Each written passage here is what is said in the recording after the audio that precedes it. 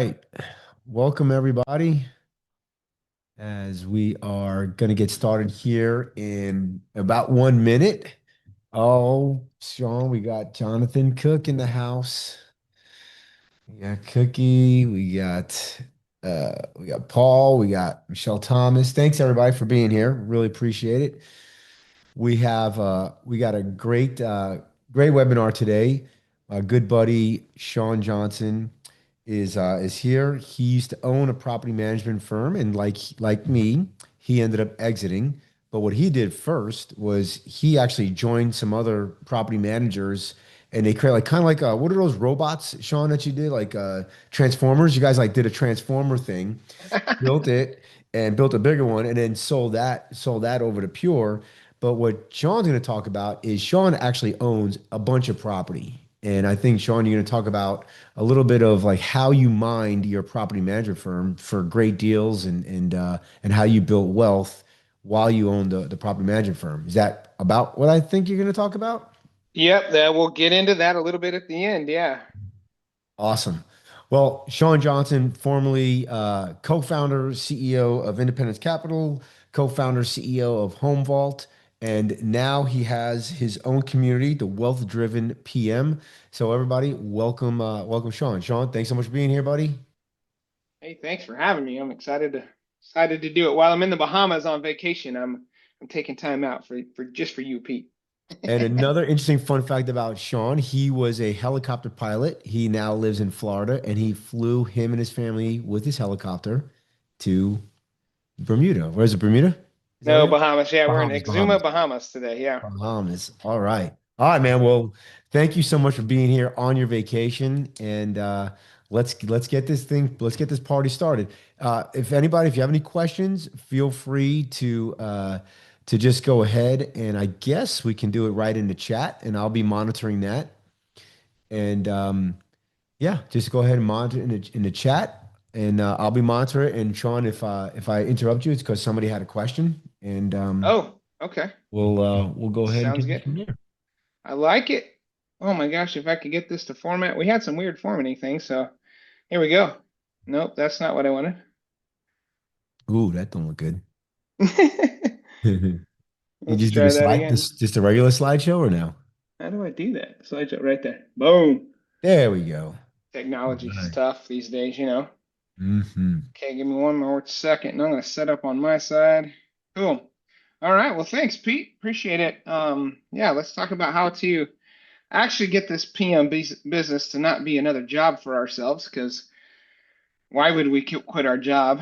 Why would we want to quit something that's stable and go into something that's risky and tough and stressful and has a lot of liability, right? So, how do we figure out how to make this property management company produce infinite amounts of cash flow was my wife and I's mission. So that's how we focused on it. And so I could get my screen to move. There we go. We're going to talk about this right here, this concept. So how profitable property management owners stop trading time for fees and build a river of income that flows forever. So I want you to do something for me for a moment. So just use your mind, close your eyes if you have to, but follow along. I want you to imagine your business as a bucket of water. Maybe it's a small bucket, like a startup, you're managing, 80, 90 doors. Or maybe it's a massive 55-gallon drum, a multi-state operation, pulling in 400, $500,000 in personal income. It doesn't really matter. View it as a bucket. It holds water, and right now it's your bucket, right? Every time you need money, you pay yourself to cover an expense, to take a vacation, to send your kids to college, to fix your own roof, whatever. You dip a cup into that bucket and you take some of that out. What happens to the water level every time you do that? It goes down, right? It goes down every time. And let me think about that a little bit more uncomfortably. What happens if that bucket tips over? There's been multiple cases of that in our industry of like an actual bucket company completely going under, right? Well, what happens if that actually happens? So here's some things that could cause that. If your bucket is the only source of income that you have, if the business is the only thing between you and your family and financial catastrophe, then you are one accident really away from anything or everything falling apart. So, and I'm not trying to scare anyone. This is the mindset that I had when I first had my property management company. Again, Pete said I was flying helicopters. I had a great job. Didn't pay that great, but it was a great job and it was stable. Why quit a stable, great job to go take a risk? Well, because we want for the upside, right? We want the ability to gain more, right? So if that business is our only wealth plan, that bucket is a survival mechanism. And as long as that's the only thing we have, then we're really not building freedom and we are building dependence. So that's the mindset that so many of us in the PM space have. But here's what I want people to really know here is that um, it can be changed. I could prove to you today that there's really a different way to think about this and to structure your financial life with a property management company, one where losing the business would not end you and it wouldn't hurt your family, and where that income does not stop when you stop. And I really call that the river. And at the end here, I really hope to show you that you can build a really nice river from the tools we have as property managers. So, so I've kind of skipped. I forgot I was on these screens up here, but now I'm going to skip to this one. Wow, it goes way too fast. Woo, one more, one more. There we go.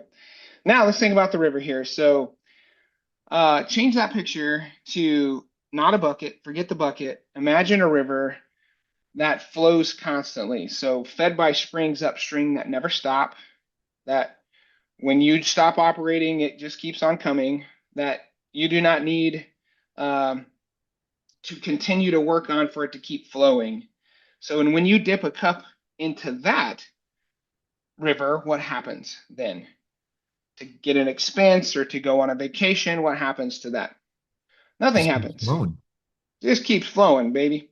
So, if you've this is what investment income does. This is what real estate cash flow does. And this is what a properly structured wealth portfolio does. Okay, go to the next here. There we go. So if you lost your bucket tomorrow, if your business vanished like a lawsuit, I don't know, AI, who knows what AI is going to do to the industry? We don't know. What about a health crisis? You get diagnosed with something, a regulatory change. There's a politician in New York that says he wants to make every single landlord pay right now, pay. So, regulatory changes that can change. We don't know, right? But what happens if you have a river? It just keeps flowing. We were not affected, right? And your family would still be fine. That's really just not, a fantasy. I'm not trying to present a fantasy here. I'm just trying to present a structure, and it is available to all of us specifically because of the business we already have in this industry. And I really love it. I feel like property management is the gateway drug to really savvy investing. But we have to utilize that and we have to see those opportunities.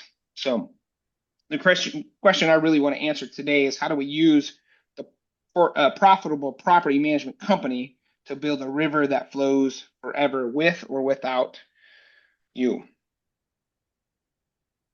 Is that a key there, Sean? You have to get your company to be profitable first. Is that kind of step one before you start building wealth? I'll talk about that in a minute, but not necessarily. I think there's ways. I'll get a little bit more But into it it. I think there's helps. ways. It does, absolutely. Profit solves all problems, right? Yep. Yep. Okay, cool. So, did I skip one? I'm having weird issues here on my side, but it's like double skipping. But anyway, okay, here we are. So, I want to tell you kind of the moment that I would call it an epiphany, if you will, but I understood the difference between the bucket and the river in my life. And it wasn't because I read a book or just had this idea. It was more of a feeling that my wife and I had.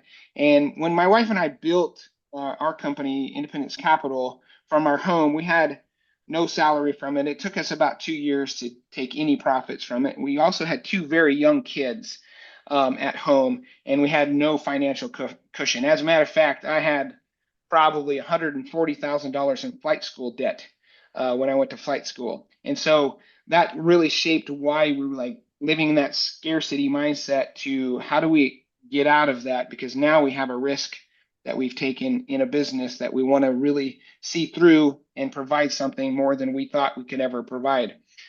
When we started that company, and this will answer your question a little bit, Pete, do you have to have money or be profitable to be able to start? I don't think you do. I think, about 6 months in, we had an owner that signaled to us that they were done.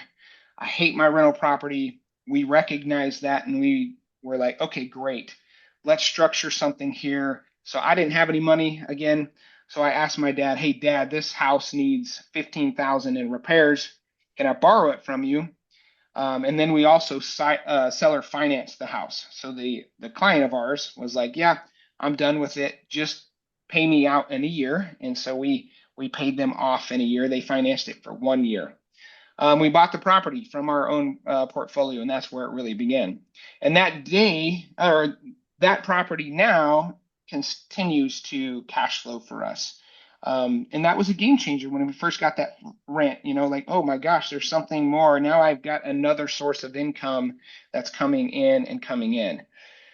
Most people stop at one or two. We just kept on going. So we saw that as our first small spring of, of upstream water, if you will, to build the river. And we went on to acquire property after property from our own property management portfolio. And when that scaled, we just expanded that even more. The outlook or the opportunity expanded more. And then we sold the property management company after we did a national merger, like Pete said. And then my wife also built a trust accounting firm that she has also sold to a software company. But we've stayed in the realm of acquiring property. And it's like monopoly for us. Like, how do we buy more and more? But the real point here is the business was the bucket. The real estate is what became the river. The business was like the backbone, right? And that gave us the abilities that we had to grow the river. But we wanted to expand that river as big as possible and continue to do so. So, we really wanted that money. Like I've said, I really wanted that river, or if the business went away tomorrow, that we would never have to feel the pain of that. So these are the 5 things that I see so common in our space of the leaks that are in our businesses that prevent us from creating a river. So to answer your question a little bit more, Pete, you have to have profit. No, but I think stopping these leaks will substantially increase your success rate in building a nice river. So before I kind of go into that a little bit, I need, really show you these 5 holes and how to stop them from draining in our businesses. And I've worked with dozens of entrepreneurs, and it's almost the same exact leaks every single time. So leak number 1 here is confusing revenue with wealth. And the door count was success. We see that so often in our space. You go to a NARPM event or something, and everybody just says, "How many doors do you manage?" And we associate that with the ability to create a lot of revenue and profit, and it's really not. But revenue fills the bucket. Wealth is a river. So they are not the same thing. So really what I want you to think about is if your business nets 8% on $2 million in revenue, that's $160,000 in profit. If you reinvest all of it back into growth, more doors, more staff, more overhead, the bucket just gets bigger, but it never builds a river. You're just managing a bigger bucket, more staff, more headache, more clients, and so on. So that's leak number 1. Leak number 2 is lifestyle creep. Probably the most common. The bucket grows, so we raise our burn rate, right? We buy a bigger house, we get a nicer car, we do more travel, we have higher monthly obligations, and the bucket just stays there to fill and maintain the lifestyle. And that doesn't ever allow us to create a river. Or leak number three, capital with no deployment system. I hear this one a lot. I have several $100,000 in the bank, but I have no idea what to do with it. Well, let me tell you what it is doing for you. It's losing not only at the inflationary rate, but is also losing at the opportunity cost rate. What you could be gaining with that money is not being gained because it's just sitting there in a bank, right? So you have to deploy capital. So the water accumulates and it just sits there. No deployment, no investment, no river building. I see a lot of analysis paralysis in those stages. There's so many options to invest in, or I don't know how to invest. It feels like gambling, but doing nothing is costing you probably around the 10% range, is my guess. But waiting for the perfect deal, guys, there's not a perfect deal. You just deals risk and opportunity, right? Oftentimes, the other analysis paralysis, I have to have 20% down. I don't quite have 20% down on something, and that's also a farce in our industry. I could teach days on how to create a finance and or DSCR loan. You don't have to have 20% down, but we all think because we're in this space, we have to have 20% down. That's what we tell our clients, right? All right, well, leak number four is optimizing the bucket size. If I just get to 1,000 doors, then I will build wealth. Without 1,000 doors, without a river, it's just a bigger bucket with bigger holes, bigger complexities, more payroll, more liabilities, the more ways to drain the bucket, right? It's just a bigger bucket to drain out. And I'm not saying don't try in it and scale a business. I think that's a noble thing to do, but build the river alongside that of your scaling. Leak number five, not believing the river is for them. Real investors have the money to do this. I'm just a property manager. I'm not smart enough to do these types of deals. I hear those comments frequently, and it's just not the case. It doesn't, rich people are not smarter. They just took more risks and they iterated. That's it. But really here's the truth here is that you do not patch these leaks by working harder or growing faster. You patch them by installing three beliefs that change how you see the bucket and teach you how to build the river. So let me show you what those are. So every property manager or PM owner who has crossed from bucket dependent to river free made the same shift really. They stopped treating the business as the destination and started treating it as the source.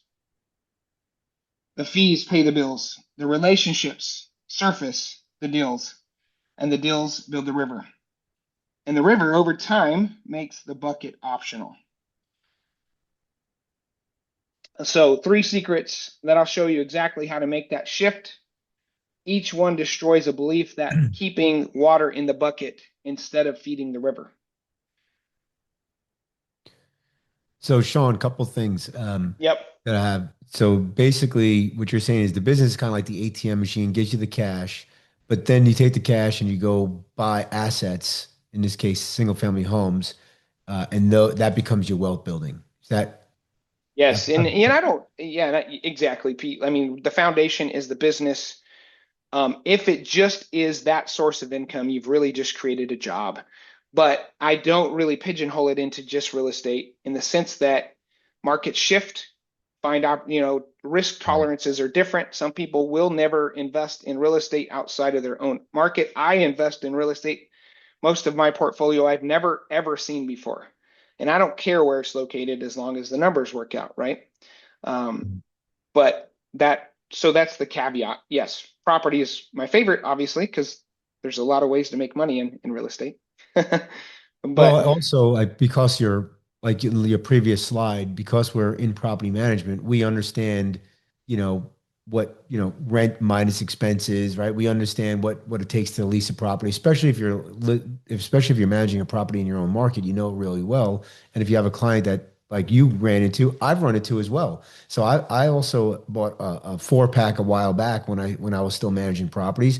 Sam Ettinger just put in that he had a couple of deals a while back. So this is like there are deals if you have the time and you can, you're ready for them because there's deals that got presented to me, I am sure, many times when I owned Empire, my property management firm, and I just wasn't ready. Because I think the biggest mistake that some of us make is that we keep running our business in chaos mode. And Yep. when you're in chaos mode, you can't make money. Yeah. Oh, yeah. Well said. Well said, Pete. Yep. So really, I think, like there's really three shifts, if you will, or three shift secrets, I call them in here. But really, there are three ways people relate to money, and I want people to hear which one is keeping the bucket from feeding a river. And I think what you just said was important is the opportunity, Pete. But I think, profitable PM owners have a bucket-sized income, but they also have a bucket-sized mindset. Their income grew, but their beliefs never did. And so the bucket mindset really is money is for surviving and signaling. You earn it, you spend it, bills, lifestyle. I've got to have a nice car. I want to look good in front of my friends, status purchases, if you will. But the bucket fills and it empties, and a bucket fills and it empties, and nothing is ever redirected. But really, I want people to think about the river mindset here is that money's purpose is to generate more money. Money's just a tool. We shouldn't hate it or love it, but it's just a tool. And every dollar is evaluated.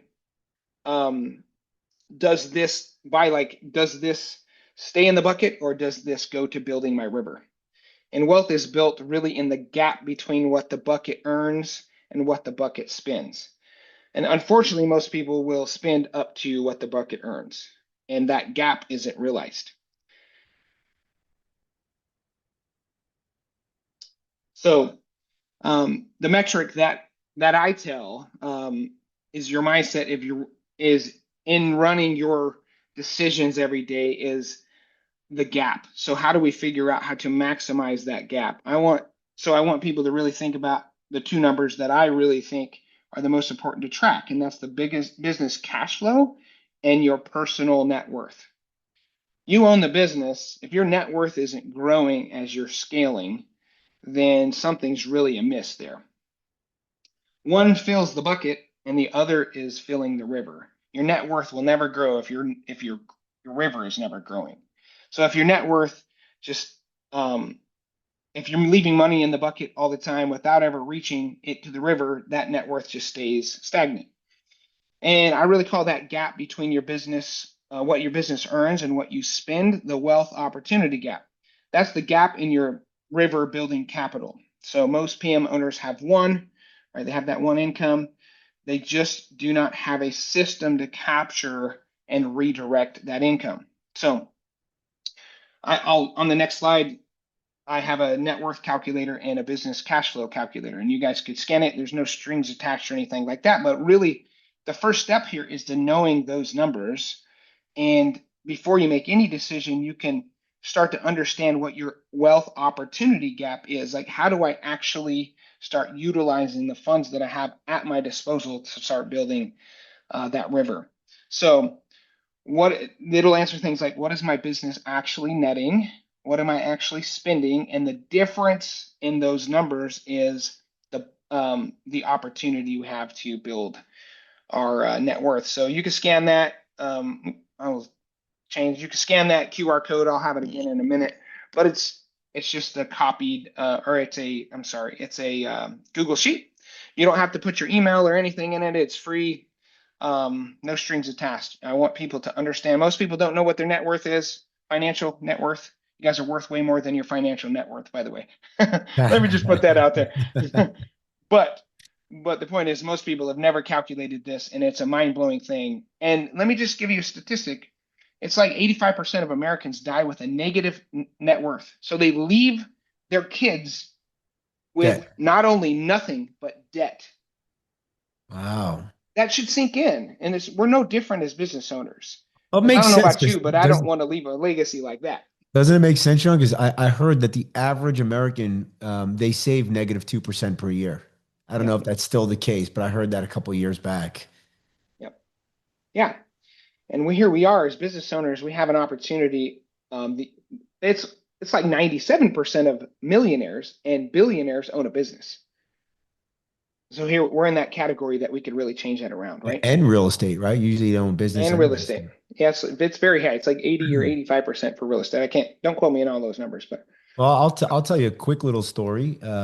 My grandfather used to own a business. It was a food manufacturing business. This is years and years ago. And when he made money, he started buying properties. And hmm when he passed away 12 years ago, those properties that he bought were worth about 20x than when he bought them, yes. and they were all paid for. And so I think all the buildings, of course, I got none of this, by the way, but all the buildings and everything, I think was 20 million or 30 million. I think it was something like that.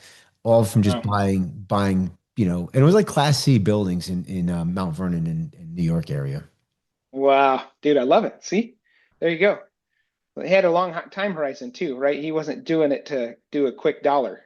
No, he died when he was 86, and I think he started the business like in his 40. So, he's doing it for 46 years and he's built the business, got the business profitable, started making money, paid down debt, and then I think he just started buying properties. I don't know if he bought them cash or if he financed them. I don't know the history, but I do know by the time he was passed away, he had tons of property that were Wow. paid for, and yeah, and so there was a couple of my mom and uncles and stuff like that, were they were the beneficiaries of that. That's amazing. Yeah, good for him. That's leaving a great legacy. I love it. Mhm. All right, number two, I think oops, number two, if you will, or secret number two is to fix this is the order in which you plan your finances. I think it's really important. If you do them out of order, it can cause catastrophe. So building the river in the wrong order is like digging a channel before you have the water to fill them. So the sequence protects the bucket, right? While building the river. Both matter, neither survives without the other. Um, these are the ones that I see. So you guys could read through those really quick. But number seven is really where I have an asterisk in this because like I mentioned, our river or our sequence wasn't quite built out, but we bought our first property, and that's an asterisk because creative finance is what is the way to acquire properties without having money yet to do that, or to have very little money in order to do that. And I've creative financed a ton of properties, probably 30 or 40 now, with zero down or some kind of 0% interest rate over 20, 30 years. It doesn't matter. It's just all kinds of creative mindsets there. But um, my point is that you really cannot build the river until you have a stable foundation. So the sequence really matters in the process here. I'll get to the next one because I know we're kind of running out of time, but here we go. And last but not least here is your portfolio is already full of river water. This is the one I want to hit home a little bit. We often in property management, an owner signals that they don't want to own the door anymore. And what do most of us do in property management? We'll Oh, I've sell got it a for you. broker. Yeah, we'll sell it for you. Or I could refer it to a broker. And you're like, what? So you're going to make 10 grand in a commission? Cool. But that's comes and goes, right? Easy money, easy goes. My point is like, why don't we look to buy those doors? Why don't we look inwardly and say, you know what, I can solve a problem for my client and I can acquire a door for myself. My property management company doesn't reduce in size anymore. I become the landlord and I don't have to call the landlord for maintenance issues because I already know the landlord's decision, right? Because I own the door now. But here's the things that the clients will signal for us. They'll signal life events, divorce, disease, distress, um, financial distress. I can't afford the taxes anymore. The absentee owners sometimes, hey, a few of them came from owner just having to move out of state and they could not wrap their head around owning a rental property from out of state. So they had to move. They wanted to sell it. Um, just fatigue. Some people are, at the end of their retirement world and are just sick of having a rental property. Those are things that signal our ability to purchase these doors. Okay, so like I said, let's tell every owner you are a buyer. The highest leverage sentence in this entire session. Let me just tell it to you because I want you to repeat this to your clients. Look, hey, Mr. Client, we're also real estate investors ourselves. If you ever decide to sell, we'd love to be the first call before you go to the market. That single line, repeating it in every process and everything, has made me more money than my property management company ever did. By far, because people knew we were there to buy. And they were not, they didn't feel competitive to that. That there wasn't a wall built up from that. That was just an opportunity. They understand, hey, if I don't ever want to own this anymore, I've got an easy buyer. My quickest call is somebody willing to buy, right? They've already got a buyer. So, Yep. And make sure you train your property managers that line. yes, tell the whole team this is our mission. We are buying properties, right? So, this then creates the path to off market deals, that the deals that real estate investors would die for is the ones that we have in property management because we have a relationship. They already know, like, and trust us. We can also negotiate the terms. We don't need the banks to do these deals. Seller financing, it can be a primary tool. Whereas, if you don't know what seller financing is, that's just the owner acting as the lender. You pay them monthly, a low cash out or fast closing or whatever the lever they're looking for to solve their pain in that moment of owning that property can be negotiated. And I am not saying to take advantage of anybody here. I'm just saying look for the opportunity and then find a win-win solution for your clients. So, the ethics behind this, just to be clear too, is that we always put a side-by-side comparison. This is what we are offering and the terms that we're offering, but this is what you should be able to bring or could bring on the open market. So if you choose to sell it, here's what you could bring with this. Here's a CMA, here's your realtor fees, here's your closing costs. You're going to have to go through inspections. You're going to have to prep the house for sale, those types of things, and give them a comparison so they can make a great financial decision. Most times when people are going through pain in their life, they want the easy button. We all do that too, right? I don't want to wait 10 days for that thing I need from Amazon. I want it to be here tomorrow. Same type of deal. So I want you to rebuild your thought process here. You're not a property manager who dabbles in deals. You are the steward of the most powerful off-market acquisition pipeline in real estate. Every owner you manage is a potential spring into your river. Your job is to build the channels that redirect their water into your river. That's how I think about it. Hopefully that makes sense. Okay, coming back. Go, Pete, you have a question? Well, it looks like you answered it, but I just want you to hit it one more time, and then we got about 1 minute after this. Cool. Most landlords are usually looking to sell the highest price. You just touched on that. Do you have some kind of script as well that you use? Like, obviously, you just said, "Hey, here's what you can get on the market, and it costs all of these other expenses." I'm kind of the quick close, quick, fast kind of guy. So I'll summarize that. So if they want the highest price, then you can have your price, but you can't have terms. You can't have both, right? They always say that's the same. So negotiate the terms. I'll give you the price you're looking for, but I need them on these terms. Which could be Or, seller financing, right? short, Yeah. smaller, a lower rate or something like that.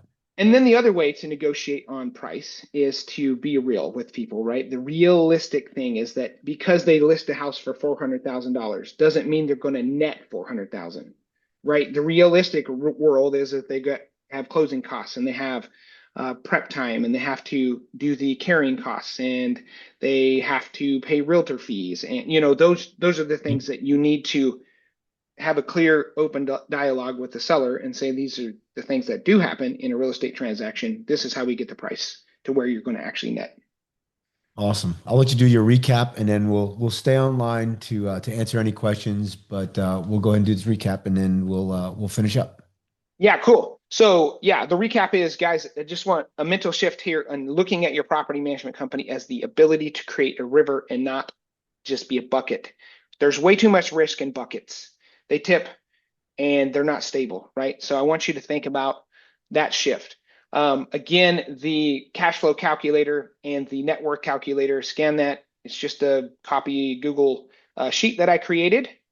And then last but not least is Pete, wanted to offer this to all your great folks out there. But Oh, uh, thanks, man. yeah, that's an exclusive offer, $500 off, and then three one-on-one sessions if you want me to help go through that when you become a member. Like I said, I have it's called the Legacy Wealth framework for property managers that takes you from A to Z of how to structure your management company and your personal finance into a wealth building flywheel so that it becomes a river and you're not worried about the scarcity of a bucket. That's the link for that. So cool, Pete. Awesome, man. I appreciate it. I'm sorry we went about 3 minutes over. Keep that one on there. We have next month, we're gonna have David Normand, who is Chief PM at Vendaroo. We talk about AI and in the maintenance coordinator role, which has been a hot topic lately. So that'll be pretty interesting. And thanks to everybody who jumped on the chat. We really appreciate it. And if anybody has any questions, we will stay on. And yeah, you're welcome on. And Cookie, always appreciate you, brother. Phil, Christopher, I have a buddy named Tommy DeCristofaro, so we are definitely kin, and we're from the same area of New York, so that's pretty fun. Well, I appreciate everybody. If anybody has any questions, throw them in the chat. If not, I think we're gonna let Shawn get back to his wife, his kids, and his helicopter and his vacation. Going snorkeling now. Yeah, Robert, definitely a cigar later this afternoon. Nice. Er- Ernesto, see you in the sky. Yes, I love it. All right. All right, everybody. We're gonna drop off here. I'll call you Sean after this because Okay, I don't know buddy. how to knock everybody off and keep you on. So, Sounds good. see you, everybody. All right. Later.